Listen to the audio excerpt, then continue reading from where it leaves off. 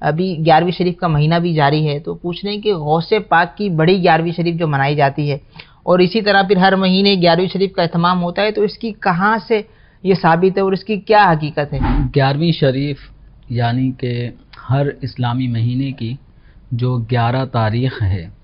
اس تاریخ کو ایک خاص اہتمام کے ساتھ نیاز فاتحہ کا اہتمام کیا جاتا ہے۔ اور نیاز فاتحہ کی اصل بھی اگر ہم غور کریں کہ یہ کیا ہے، تو اس کی اصل یہ ہے کہ یہ ایصال ثواب ہے، جو حضرت سیدنا شیخ عبد القادر جیلانی قدسہ سرہ النورانی کی بارگاہ میں اللہ تبارک و تعالیٰ کے عبادت کر کے، ذکر و اذکار کر کے ان پر ملنے والا جو ثواب ہوتا ہے، تو وہ شیخ عبد القادر جیلانی رحمۃ اللہ علیہ کی بارگاہ میں ایصال کیا جاتا ہے۔ اللہ تعالیٰ سے دعا کی جاتی ہے کہ اس کا اجر و ثواب بالخصوص شیخ عبد القادر جیلانی رحمۃ اللہ علیہ کو پہنچے۔ تو یہ ہے 11ویں شریف کی جو حقیقت ہے، وہ یہی ہے کہ یہ ایک ایصال ثواب کرنے کا نام ہے، اور جو اہل اسلام اگرچہ اسلامی مہینے کی کسی بھی تاریخ کو یہ نیاز فاتحہ اور ایصال ثواب کا اہتمام کریں، لیکن نام اس کو 11ویں شریف کا دے دیا جاتا ہے۔ مثال کے طور پہ اگر آج بھی کوئی شیخ عبد القادر جیلانی رحمۃ اللہ علیہ کے ایصال ثواب کے لیے اپنے گھر میں کوئی محفل کرتا ہے، تلاوت قرآن کرتا ہے، قرآن خوانی، ذکر و اذکار، اسی طرح کھانے کا اہتمام کرتا ہے، تو اس کو بھی وہ نام یہ دے گا کہ یہ 11ویں شریف ہمارے گھر میں ہو رہی ہے، تو آپ آ جائیے گا۔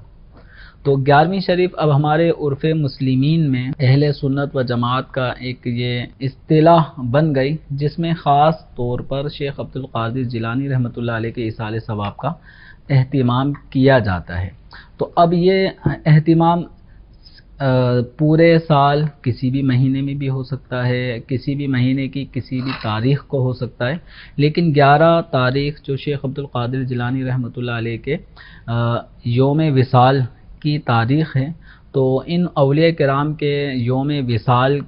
میں ایک اللہ تبارک و تعالیٰ نے ایک تاثیر ایسی رکھی ہے کہ اس وقت کا اس دن کا اگر ایصال ثواب کے طور پہ اہتمام کیا جاتا ہے، تو بزرگان دین رحمہم اللہ کے صدقے اللہ تبارک و تعالیٰ خاص کرم بھی عطا فرماتا ہے۔ اور یہ جو اولیاء کاملین ہیں، شیخ عبد القادر جیلانی رحمۃ اللہ علیہ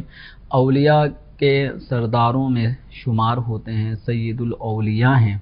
تو اس بنا پر آپ کی جو خاص 11ویں شریف جو 11 ربیع الثانی کو جو دن آتا ہے، یہ پورے سال کی جو ہماری محافل 11ویں شریف ہوتی ہے، ان سب سے بڑھ کر اس میں چونکہ خاص طور پہ اہتمام کیا جاتا ہے، تو اس لیے اس کو بڑی 11ویں شریف کے نام سے